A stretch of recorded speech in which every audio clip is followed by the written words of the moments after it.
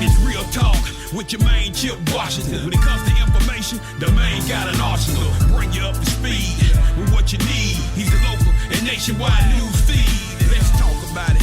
Dialect to do something about it. Chip got the flow wide open if you got questions about it. Man, it's the show that brings you to your raw. To solve all problems, it starts with real talk. It's real talk. It's real talk. It's real talk. It's real talk. It's real talk. It's real talk. It's real talk. It's real talk. It's real talk. It's real talk. It's real talk. It's real talk. It's real talk. It's real talk. It's real talk. Yeah. Welcome to Real Talk with your host, Chip Washington. It's real talk. It's real talk. It's real talk.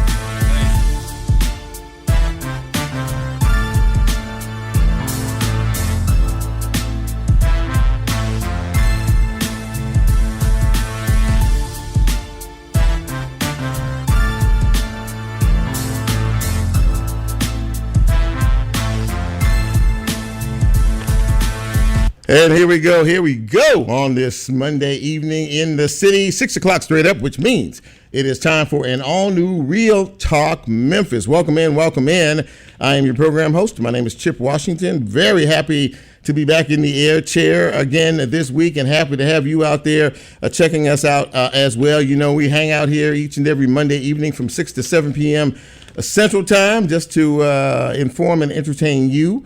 And we are here tonight to do the very same thing. So a couple of things. Obviously, the weather is still warm. It was 96 degrees today. And I said that at the top to combine the fact that there are still many people who are not with power right now. We had a big storm move through here Saturday evening, and at its worst, 140,000 people lost power. Now, before I got here, there was a press conference that was being held, and so right around 32, I think, thousand are still without power, which is still a lot of people. But they're moving as quickly as they can in terms of restoring power. That storm rolled through and caused quite a bit of damage. If you were fortunate enough not to lose power, God was on your side, no doubt about that. But there are many folks who are still trying to deal with it. And in terms of all of that, we need to check on our people, check on your family, check on your friends, your colleagues to make sure that they are okay.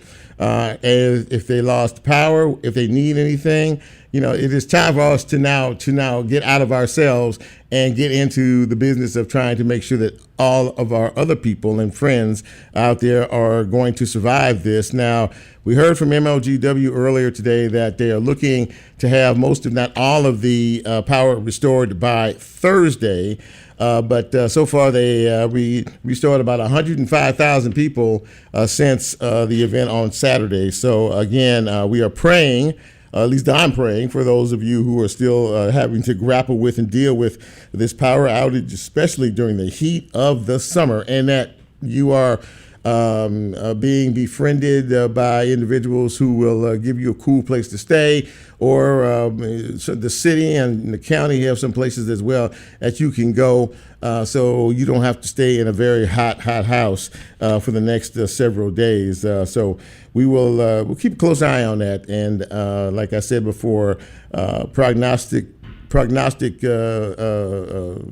thoughts in reference to all of this from the officials say by Thursday we ought to be pretty well taken care of in terms of all of this.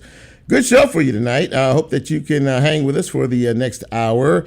Some great guests in terms of all of that as well. I'll get to that in just a second. But how do you get this fine piece of radio broadcasting? Well, several ways. Of course, right now, 91.7 on your FM dial live.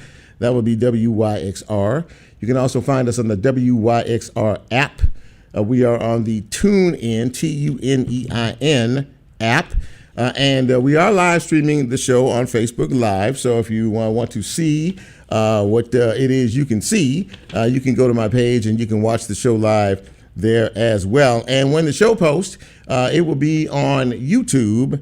And we are also a podcast, so you will be able to pick us up wherever it is you get your podcast. I was talking to somebody the other day about the show, And they were like, yeah, well, I heard the show. And then they said, well, you're on Apple Podcasts. I was like, well, well, I'm glad to know that I'm on Apple Podcasts, so that somebody who was listening there actually saw or heard my show. So that's always a good thing. Now, speaking of this, I'm going to ask you a favor that doesn't take a lot out of you.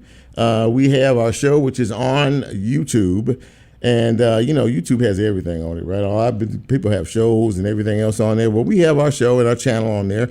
Real Talk Memphis is the name of the show, and I would like you to subscribe. If you subscribe, then you can hear everything that we're doing, the live shows, and you don't miss a thing when you subscribe to it. Now, we're also incorporating something called some shorts, which basically at some point during the show, we pick a bite, sound bite that has a little something to it. And Bren actually produces that a little short, about a minute and a half of a guest and something that they said that might be of interest to you.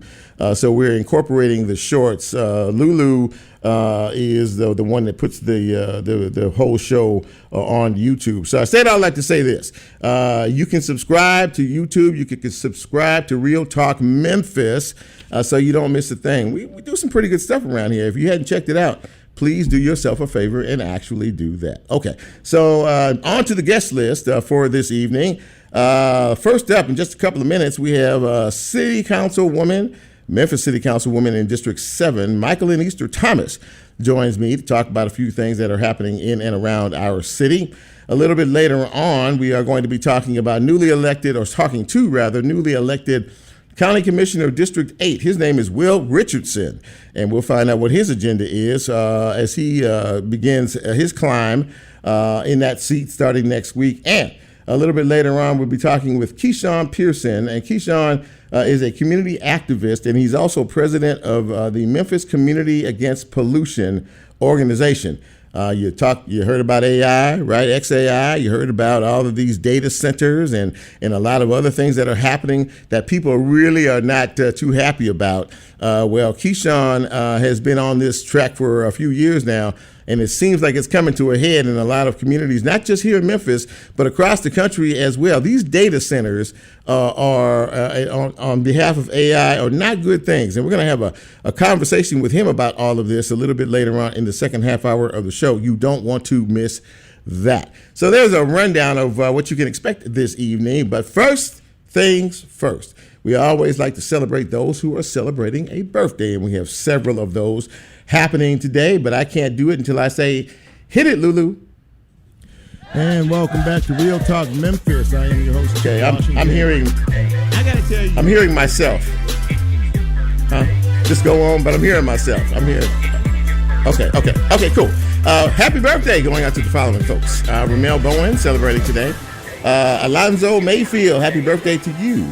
Jewel Parker Christian celebrating her birthday today. Eric Honeycutt, happy birthday to you, my friend. Happy birthday to Victoria Hall. Yvonne Moody. Tamika Coopwood Anderson celebrating her birthday today. As is Willie Ellis Brinson. Malakia Curran celebrating her birthday today. And Coletta Jackson Payton, all celebrating birthdays today. Well, first and foremost, I hope that it has been a day full of love and laughter. And, of course, from all of us here at Real Talk Memphis, happy birthday to you. And we, of course, hope to be with you when you take your next trip around the sun in 2027. Thank you, Lulu. So let's take a quick look at some news and notes, shall we? The case in which two jailers, former Shelby County deputy jailers, were on trial for the murder of one of the inmates, Gershon Freeman. The jury voted one guilty, one was convicted, and the other one was acquitted in this case. Now, there are 7 other officers who were also indicted as co-conspirators in all of this. Their trial is coming up soon. So we don't know exactly when they're expected back in court, but they will be back in court soon. Courtney Parham was one of the two initial jailers, and he was convicted on two lesser charges. Well, as we prepare to welcome in a newly groomed group of legislators into their particular positions starting next week, one who is winding down his time as the Shelby County Mayor, Lee Harris, has already found his next gig, and he will transition from the Shelby County Mayor's office and politics back into teaching. He's going to join the University of Mississippi, or Ole Miss, as a law professor. Prior to becoming mayor, he was actually a faculty member at the University of Memphis School of Law for 13 years. So he's going back to the classroom. He says he enjoys teaching these young minds about law. So he will be doing that at Ole Miss probably sometime in the fall. And as I talked about at the top, and all of us are already well aware of the storm that blew through Saturday evening. Straight line winds at up to 80 miles an hour blew through. It was very unexpected. I mean, I had no idea it was supposed to even rain on Saturday, but nonetheless it did, and that thing came roaring through and caused major damage in a lot of areas, leaving about 140,000 folks, as I said, without power. As of today, over 100,000 people have been restored power-wise, and there's about little over 30,000 folks from last I heard that are still being affected with these outages. But the folks at MLGW brought in a lot of outside crews and a lot of other folks to help to restore this power as soon as possible. So if you're still out, pray that you will be recovered and you will have power restored once again very, very soon. Of course, Memphis and Shelby County schools canceled classes today because of the storm. But I hadn't heard an update, but I'm assuming that most of the classes will resume tomorrow. I'm sure before nightfall we'll find out what they're going to do and what their plans are in terms of school tomorrow. That is a quick look at news and notes, and we're going to take a break and take a commercial break, and when we come back we're going to get into the conversation. Just in case you were wondering, this is Real Talk Memphis. I'm Chip. You know who you are. We're preparing for a lot of good conversation tonight. I hope you can hang with us. We'll take a quick break, and we will be right back.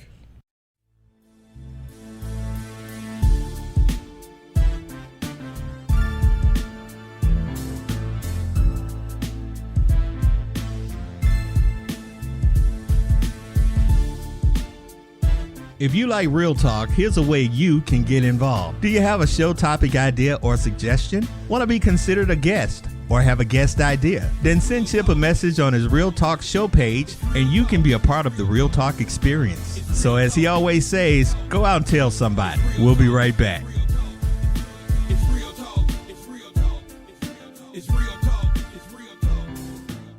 Support for WYXR and the 2026 stereo sessions comes from Independent Bank, a Memphis-based community bank serving local businesses and the people who call the city home. Learn more about iBank and hear client stories at i-bankonline.com.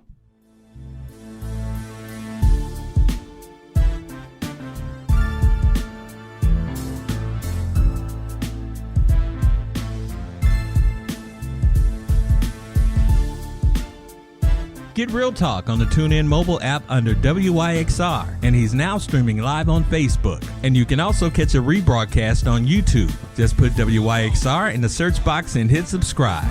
Now back to more Real Talk with Chip Washington.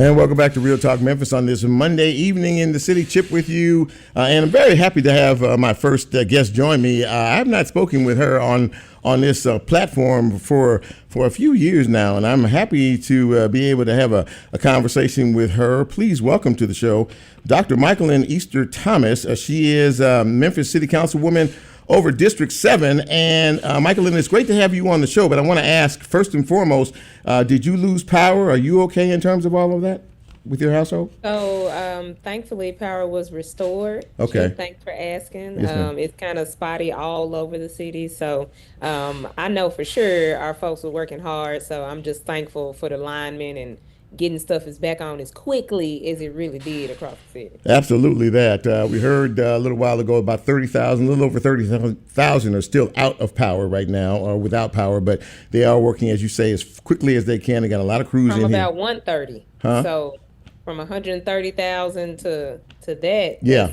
Yeah, over 100,000 plus got power back. In Yeah, under you're right. 48 hours, that's some work. That is some work. You're exactly right, and we praise all of them for doing such a yeoman's job in terms of this. So, I don't know if you remember. I remember interviewing you when I believe you were. I remember. You were first running. You were first. There was How your could first. I forget Chip A Washington? lot of folks can do that, but that's okay. But I remember that, and I thought to myself, and I promise you, I thought this. I said, you know what? She's very smart and very dynamic, and I think if she is elected, she will do a very good job. If you looking back on from the time you came on the council to where things are right now, how would you say? What would you say in terms of you, in terms of the what you have learned, the impact of serving so many folks in your community, as to where you are right now? What would you say about that?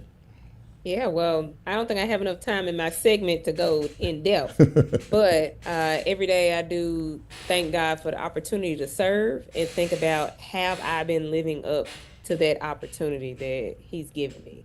And so I would say I've done my absolute best considering all the COVID that came when I first started. So we were sworn in January 1, 2020. So everything that I thought that I was going to do got quickly turned around, but was able to use those opportunities to learn and to serve more and to be able to really dig down into how the city functions and how that can come out through my work. Having said that, and you said you've been there since 2020, and this is 2026 now, and of course, there's always something. There's always an issue or two or three or five that needs to be addressed. And one of the things that you guys are that the body is dealing with right now, and it's becoming a bit of an issue for a lot of folks, not only here but across the country, is this situation with these data centers that are popping up not only here in Mississippi but across the country. And you all were having discussions last week about putting a moratorium on the development of more data centers. Why was that an important thing? I think it's important because once you know better, you do better. Right? Okay. And so just to be clear, and I think this was said on the dais when we were debating this last week, we as a council did not have ample information as a whole before this rolled out. We also didn't have any authority either. The things that our forefathers of this city did was pass zoning allowances and restrictions depending on where you live. And these really already by right allow for certain things to happen in a lot of our neighborhoods. And so it's kind of a twofold, right? So I hopefully if this moratorium passes by will of the body, we'll really take these 12 months to look at all that we can, not just around data centers, but just putting forth this larger issue of environmental justice or injustice in our Black and brown and underserved communities of the city, which are more than a few, right? So as I said, you know better. When you know better, you do better, and you can't act like you don't know.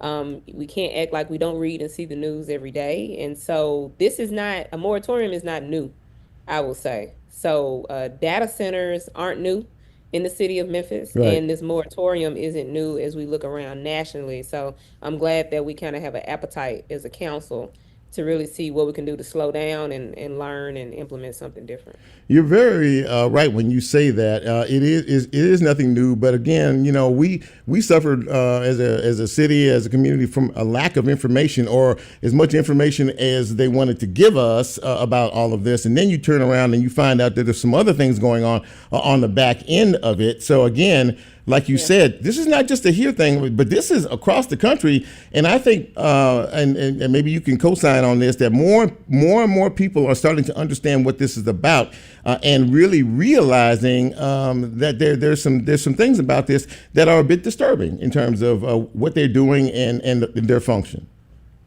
Am I correct? I agree, absolutely. I Agree absolutely with you, Chris. Yep. Yeah. And and I think, again, more people here, because for a long time there was a lot of confusion. We were hearing, now we know that the mayor and the folks over at the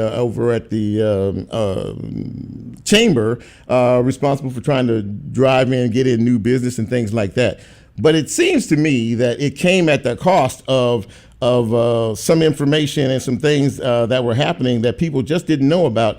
And because of the work and because of the push and because of the effort, and a lot of you put forth a lot of all of this too, information is power. And people deserve, if they're living in a community, to understand everything that goes into a particular project. And this is kind of what I see in this. Am I right about that? Yeah, absolutely. And we can't not say, right, the organizations and the folks on the ground who are also putting forth this information and this demand for accountability as well. So you have the Southern Environmental Law Center, you have, I think it's MCAP, Memphis Community Against Pollution. Right. And you have Young, Gifted, and Green. You have a lot of organizations that are holding folks' foot to the fire, as they should, right? So you would say your representatives, we all 13 of us, should represent you well, give you as much information as possible. However, sometimes we don't get the privy of having all that information. Right. But as I said, when you're exposed to, when you're shown, when you're given new information, it should alter your thinking, right? We should never depend on one organization or one entity, such as the chamber or whomever else, to give us 100% truth and make decisions for everybody. So we should not depend on one, no matter who it is. So, and we'll be keeping a very close watch on all of this. Something else that was brought up last week by Police Chief C.J. Davis. Now, we've been dealing with the Safe Task Force now for about a year, with National Guardsmen here, with the Tennessee troopers here as well. And there was conversation that is starting to emanate a bit about. It's been about a year, and I don't know if I got this right or not, but I heard that maybe the contract for housing the National Guards folks may be up. And is there a conversation starting to emanate a bit about are they going to stick around? Are they going to leave? What's the conversation being generated about that? So the main conversation I'll say is that your general gubernatorial elections are in November.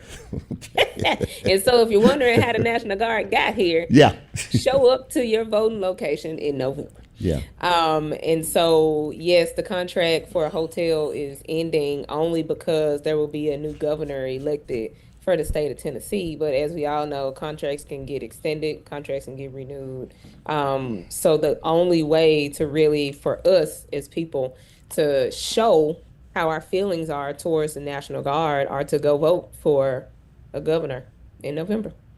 And having said that, and that's even a bigger reason for folks to be able to vote. Now, we've heard since this Safe Task Force has been in effect around here, over 11,000 people have been arrested, and a lot of other things that were going on in terms of the effect of this additional set of law enforcement individuals here. What do you think in terms of their, would you consider it a success? Would you consider it, a lot of people have a lot of different thoughts about all of this additional here in our city. The police chief says that we were starting to trend down before they even got here. So I'm just curious as to what your take is on all of that. So, Chip, you've been keeping up. I'm proud of you. Thank you so much. You're coming with the information. But yeah, our crime has been trending down before they got here. Now, with our recent storm Saturday evening, if the National Guard would have pulled out the shovels and the boots and the bags and the water bottles over the weekend, maybe I'd have different thoughts, right? But what we typically have seen the National Guard deployed for, we have not seen that. And I think one of the less discussed impacts of having the Safe task force, I'm using my quotes, I don't know if people can see that, Right. is that it gets you used to having a police state in your city, right? An unneeded presence that does not contribute to community or really just a personal feeling of authority and safety. And I think that going unguarded, that really will put an impact on us as Memphians, on our youth, as folks who may look at, or may have been looking at military service or police service. So I think that that's something that's not discussed enough. I know that it is in some spaces, but as for me, that's one of the major impacts is that you don't want to get used to feeling as though you don't belong, or you're being watched consistently for it, or you're being assumed to be the bad guy in any situation. That what you just said reminds me of another component of this, which is ICE.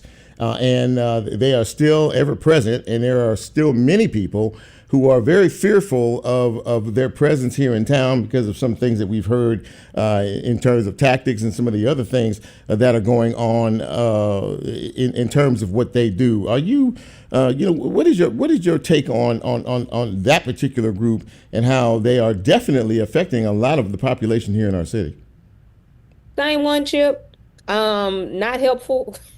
I haven't seen any positive data. Another reason to go to the polls is we get these midterms started. So we just got to make sure that we're doing our due diligence and having a Memphis the way Memphians need and want it. And ICE and the unsafe task force is contributing to that.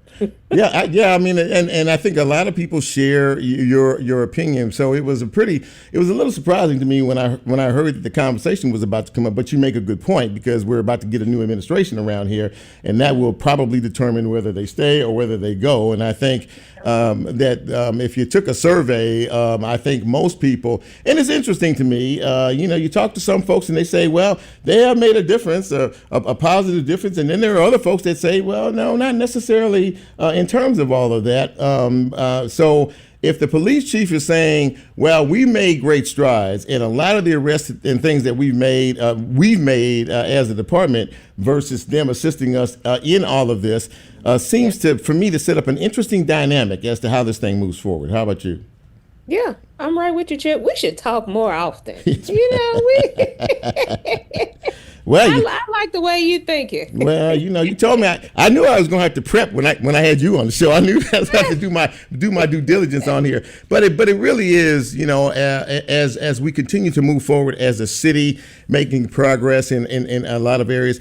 If the last question for you, if you had to sort of summarize or think back to the time that you have been on the council, what are some of the proudest moments as not only as a legislator, but in this city that you could look back on and say, you know what, really proud of the effort of so many folks in a particular area? What would it be? Oh, wow. One thing that I can say kind of is a theme of things that I'm proud of is that I've stuck to one of the major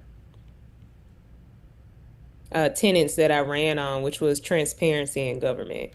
And so I've been able to lead and garner the support of my colleagues on a lot of different efforts that promote transparency in government. Whether it be the stopping pretextual stops with our MPD, whether it be having the first ever redistricting committee after the census came out in 2020, whether it be trying to establish participatory budgeting, just a couple efforts in that, all right, how can we ensure that people have a role in government, and also know that government should be working with you and not doing anything to you, but that we can also help do things for you as well if you have voted the right folks in those positions. Well, listen, I know for a fact that you are an absolute great, not addition to, but you're a member of this board. I've watched you, and I've been to several city council meetings, and you have done your due diligence on so many of these issues, and you don't let folks get away with too much. And I like that too, by the way. And I really appreciate you taking a few minutes to come on the show and talk with me again. I promise you that it won't be as long the next time I have you on as it was the first time I have you on. Dr. Michalyn Easter Thomas, ladies and gentlemen, City Councilwoman, District 7. Thank you, my friend, for coming on the show, and best of success down the road for you. Thank you. Thank you for having me on, Chip. Absolutely. Shout out to your great studio folks there, making it go seamless. So kudos to y'all, too. There you go. I like that. Boy, she's on her. Look at it. They're clapping, patting themselves on the back. Thank you, Michalyn. I appreciate that. There you go. Let's take a break, ladies and gentlemen. And that was great. That was a great interview. She's something, I tell you. But let's take a quick break. And the show is moving quickly forward. And when we come back, we will continue on this Monday ride we like to call Real Talk Memphis. I'm Chip. You know who you are. Quick break. Right back.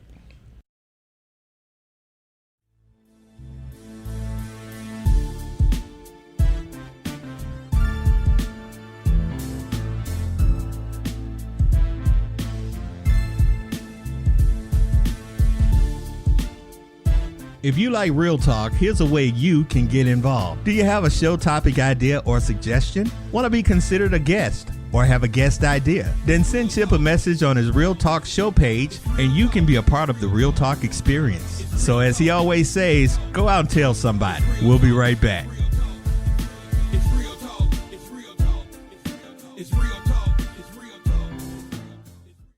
Support for WYXR comes from Halloran Center Presents, featuring Disco Detective, a 1970s soulful murder mystery in partnership with Princeton James Productions. This interactive dinner theater experience includes a night of mystery, music, and more, Saturday, August 29th.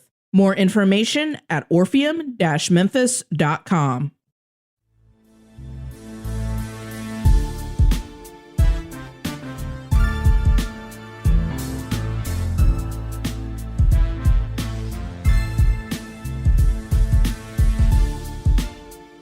Get Real Talk on the TuneIn mobile app under WYXR, and he's now streaming live on Facebook. And you can also catch a rebroadcast on YouTube. Just put WYXR in the search box and hit subscribe. Now back to more Real Talk with Chip Washington. It's real talk. It's real talk. It's real talk. It's real talk. It's real talk. It's real talk. And welcome back to Real Talk Memphis on this Monday evening. Chip with you. And the beat rolls on, ladies and gentlemen. My next guest is the newly elected District 8 County Commissioner. Now, I know for a fact that Will has been a pillar in this community for a very long time. He's a business owner. He's very involved in what is happening out here. And he ran, and I'm not ashamed to say that I was really pulling for him in this election, and he won. So please welcome to the show, Will Richardson, County Commissioner-elect District 8. Will, it's great to see you, my friend, and congratulations. Hey, thank you, Chip, for your support, and of course this platform, which allows us to have important dialogue in this season.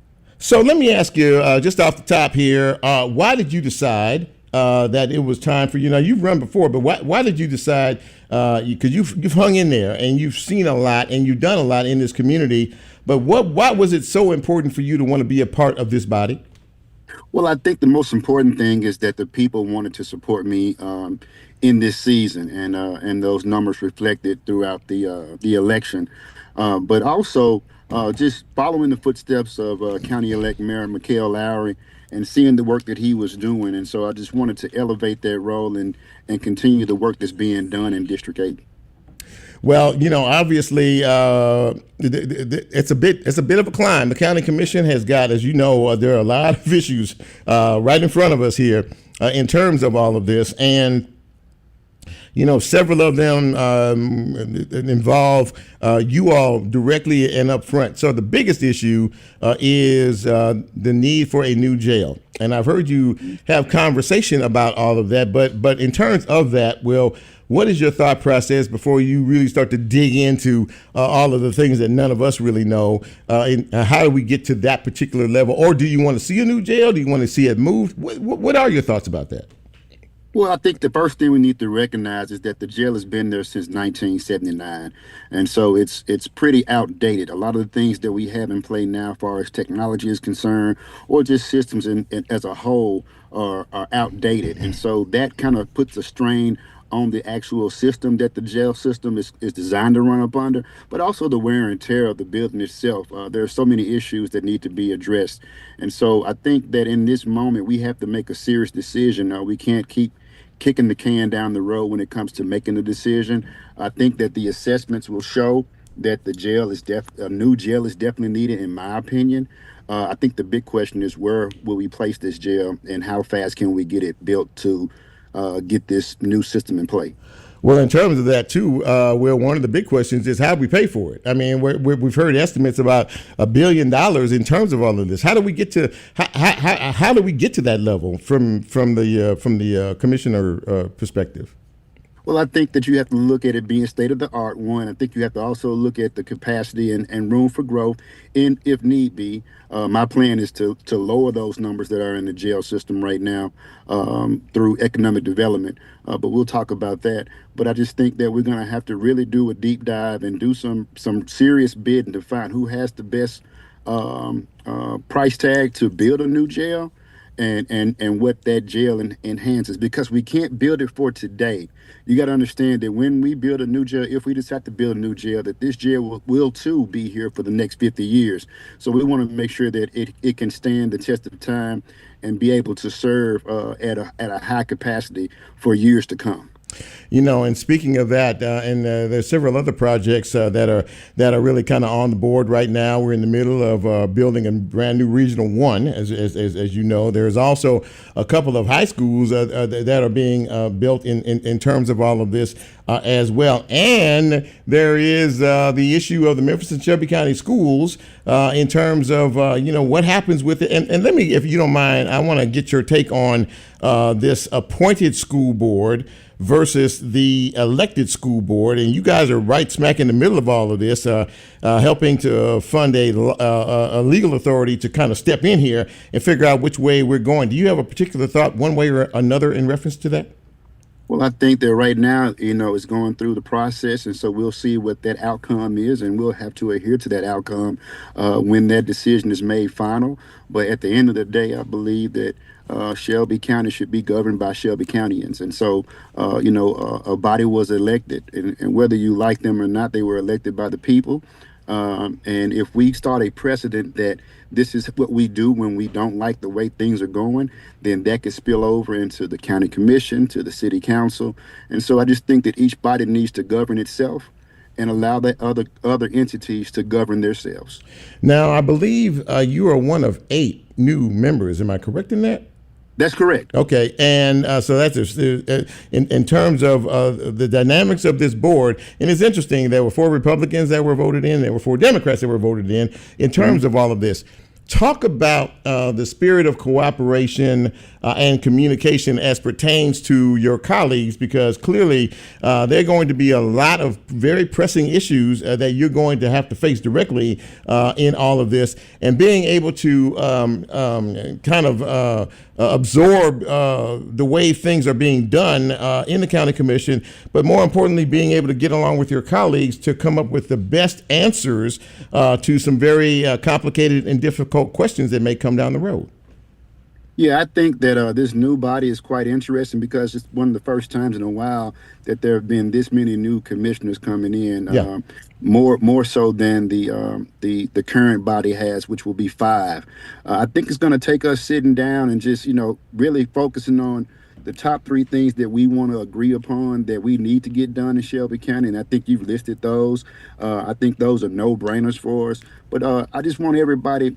And I'm looking forward to working with everybody, because at the end of the day, we all lay our heads down in Shelby County, and we want the best for Shelby County. And I just think that just takes understanding each other's districts and the challenges that they face, and having some sympathy and some understanding when it comes to where those needs need to be placed. There are some places that need more resources than others, and I think that if we just sit down and really look at it and do a deep dive on that, I think that we can agree on most things, and most things right now are needed are in our underserved and disenfranchised communities. You know, one of the things that newly elected Mayor-elect Mikhail Lowry, who's putting together a transition team and trying to get things in place here relatively quickly, said that right now, from where he sits, there are going to be some very challenging times ahead for the county. And he said there are going to be a lot of tough conversations and decisions that have to be made. Just based on what you kind of know coming into all of this, would you say that would be the case in terms of what moves ahead forward for us? Yeah, I mean, we got some serious things. We got the jail, as you mentioned. We've got Regional 1. We've got schools. We've got our juvenile center that has to be addressed. There are a lot of issues that we have to deal with. But I am confident with the experience and the wisdom that the current body has and the new guys coming in. We are all excited. We all have come from boots on the ground and, community work. So we're ready for the job. I mean, day one, we signed up for it. We got voted in, thankfully, and I believe that this body will do things that need to be done, and we'll do them with some class. We'll do them with intentionality, and we'll get the desired outcomes that benefit Shelby County. One final question for you. How valuable has it been for you? I stated at the beginning that you have been a very big time community guy, businesses, and you've been boots on the ground for a very long time, and you understand the city and the county pretty well. How valuable is that type of experience for you that you bring to this body of individuals? Oh, I mean, right now, a lot of the new commissioners coming in have already called me, and we've had talks about what we want to do, and they want to know, they want to learn. And so, we want to do tours together throughout our communities. We want to show each other what we have and what we don't have. And I'm willing to share with anybody over the years of experience I've had on the ground. I want to share that with all the commissioners, new and the ones that are there currently. I think that understanding is the best policy when it comes to making things happen in our communities.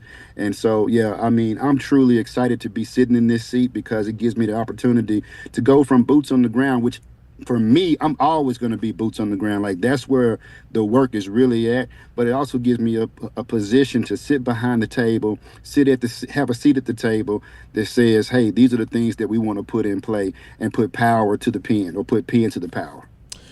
Ladies and gentlemen, County Commissioner-elect Will Richardson from District 8. He, along with everybody else, gets sworn in on Monday, and the work begins there. Will, thank you so much for taking the time to join me this evening. I'm sure as time moves along, you and I will be having more conversations as time moves along down the road for you. But congratulations, man, and the best of luck. Thank you. Where there's a will, there's a way. There you go, baby. That's it. That's how you close out a segment right there.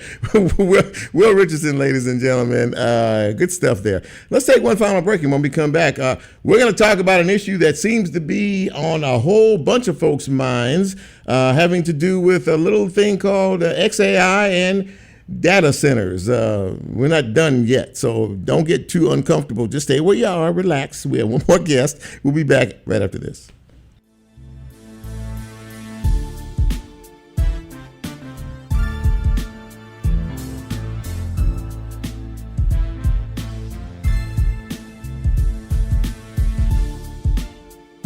If you like real talk, here's a way you can get involved. Do you have a show topic idea or suggestion? Want to be considered a guest or have a guest idea? Then send Chip a message on his Real Talk show page and you can be a part of the Real Talk experience. So as he always says, go out and tell somebody. We'll be right back.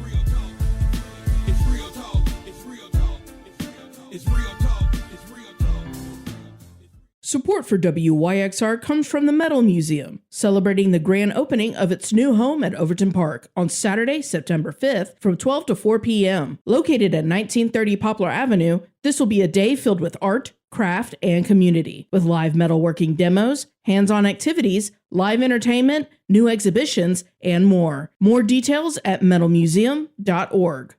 Support for WYXR, including our 2026 Dowd Awards, comes from South of Beale, bringing Memphis hospitality, cocktails and spirits, and flavor, now with 3 locations. Menu items include General Tso's cauliflower, duck fried rice, and Jack and Coke bread pudding. More information at southofbeale.com.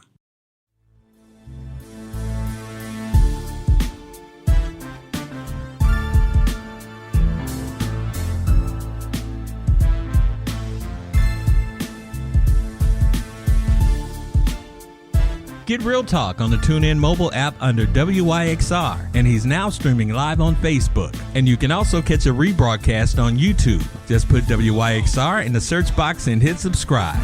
Now back to more Real Talk with Chip Washington.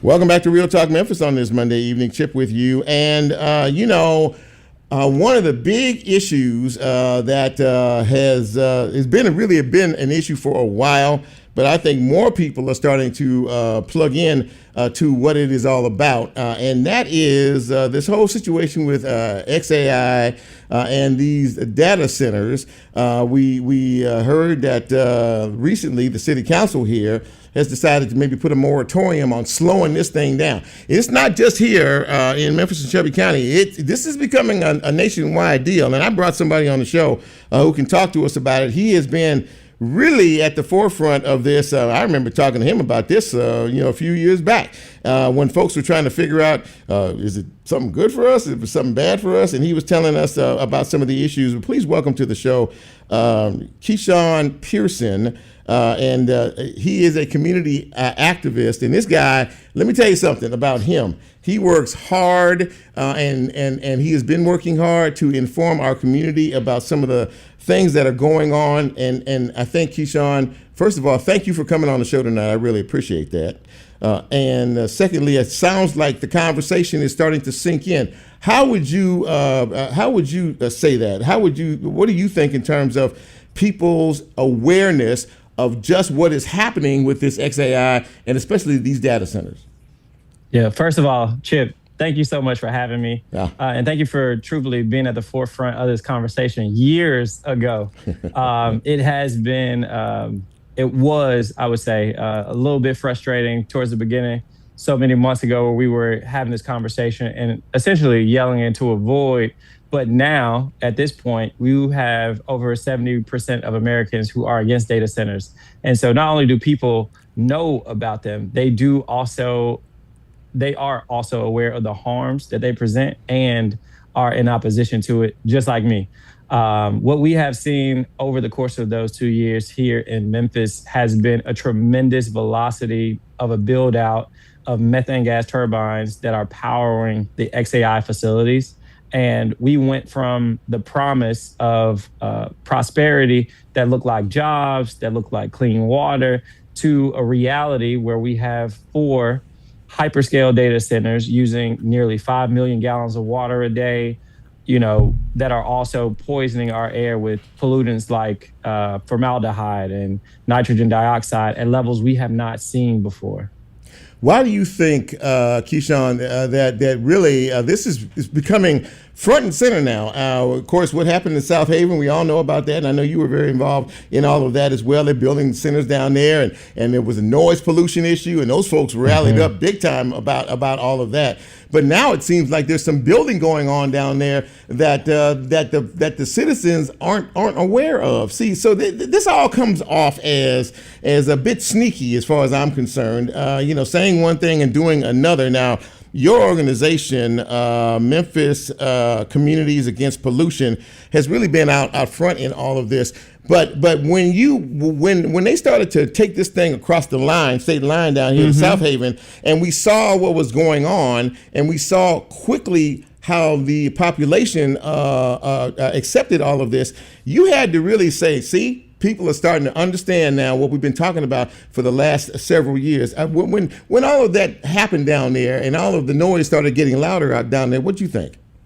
Yeah, I mean, one thing is true. We cannot ignore the racial and economic dynamics that are at play in the narrative around data centers and the pushback. It was not until Whitehaven got a dose of this and South Haven got a dose of this that we saw an acceleration of people's pushback. And unfortunately, when it's in a sacrifice zone, quote unquote, to quote Mustafa Santiago Ali, it is ignored.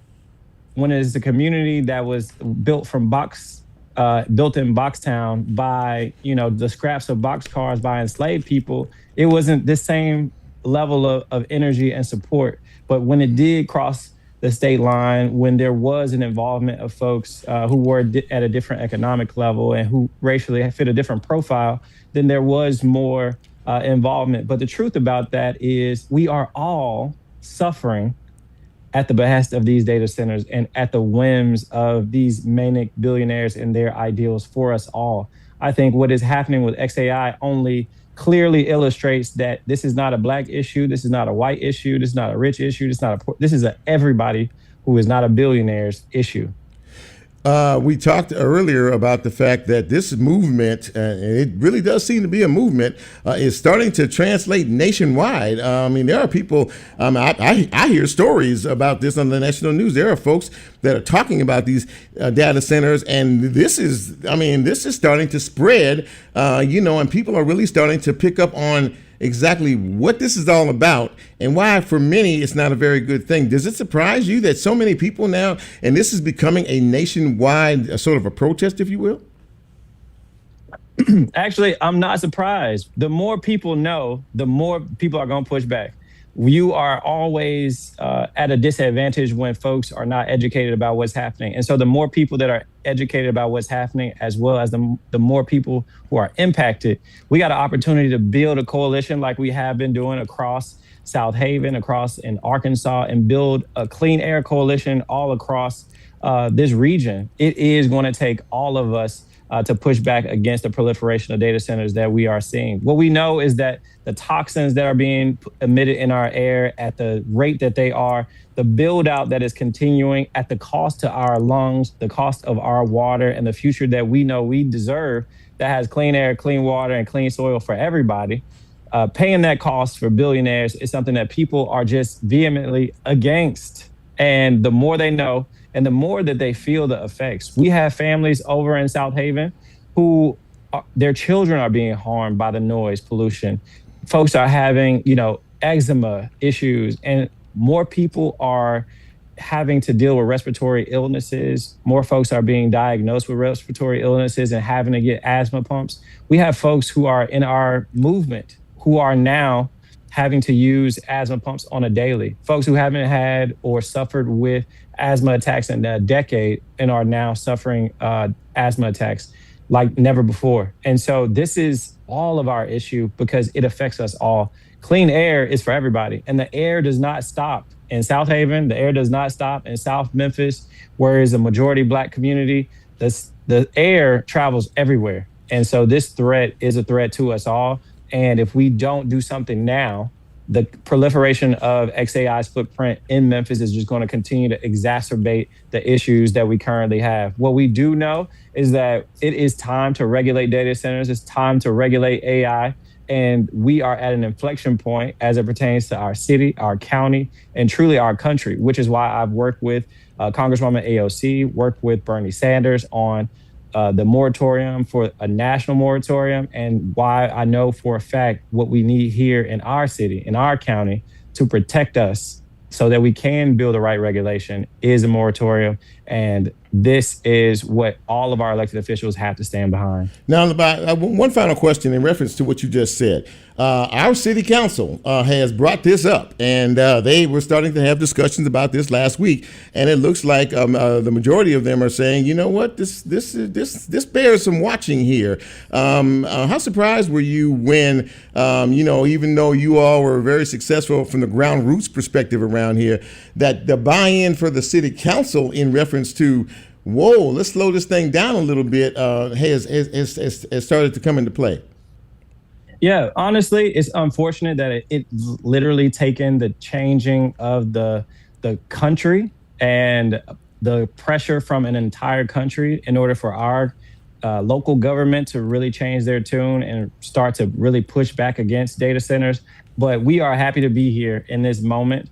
And I can applaud the folks who are pushing for the regulation of data centers. And I want to be very clear that this is not a place where we need to consider what is going to happen to Elon Musk and his trillions of dollars. We need to prioritize people. We need to prioritize our clean drinking water, our clean air, and our future before we put businesses' profits first. And so I want to, definitely uplift all of our coalition partners like Young, Gifted, and Green, Black Voters Matter, Protect Our Aquifer, and, even my brother as well, who's Justin Pearson, Representative Justin J. Pearson, who's been a big part of pushing for the legislation from the grassroots level for over 2 years. We've been saying this, and now it's coming true. And so it is a revelation of a moment that's been 2 years in the making.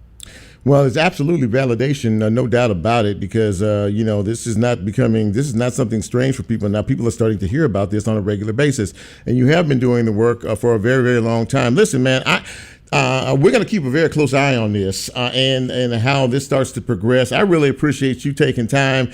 You've been out front in all of this. You've been working hard with so many organizations who understand that people first is what matters around here. And I really want to thank you, KeShaun Pearson, for coming on the show. A lot of folks were excited about the fact that you were coming on tonight to talk a little bit about this. And I hope that we were able to help in that aid in that cause. But man, thank you so much. I really appreciate you. And I'll be keeping a close eye on things, and you and I will be talking down the road, no doubt about that. All right. I'd love to talk soon. All right, man. Thank you, Chip. Thank you, my friend. I appreciate it. Yes, sir. There you go, ladies and gentlemen. KeShaun Pearson, and this data center, this is a big thing. This is a huge thing, as a matter of fact. I mean, you're starting to hear about this outside of Memphis and Shelby County into Mississippi and some places around the country as well. So we will keep a close eye on that, a close watch on that as this effort continues to move forward. Great show tonight. I hope that you all enjoyed our guest. I know I did as well. Coming up next, Bren Butler, ladies and gentlemen. Yes, he is the host of Event Horizon, which comes up here in just a couple of minutes. And, he's been doing some good stuff here lately. Now, listen, I'm older than a lot of these folks around here. So in terms of the music, my tastes are a little bit different. But I told him before, and I say it again, he plays some stuff that gets my attention. Bren, you actually, you're catching my attention on all of this. I really kind of enjoy what you put down every now and again. I like to hear it, Chip. I appreciate it. I like to hear it. And, you mentioned last week that as you were driving out of the parking lot, I played something early. You did. That you liked. Yeah, you did. I was like, if you can get me, you can almost get anybody. I'm just going to tell you right now. Sure, man. great. So. That'll be great to hear. There's even a war track from like the mid 70s that I'll be playing first on Event Horizon. See, this is what he does. See, this is what I'm talking about. That's why you can't leave.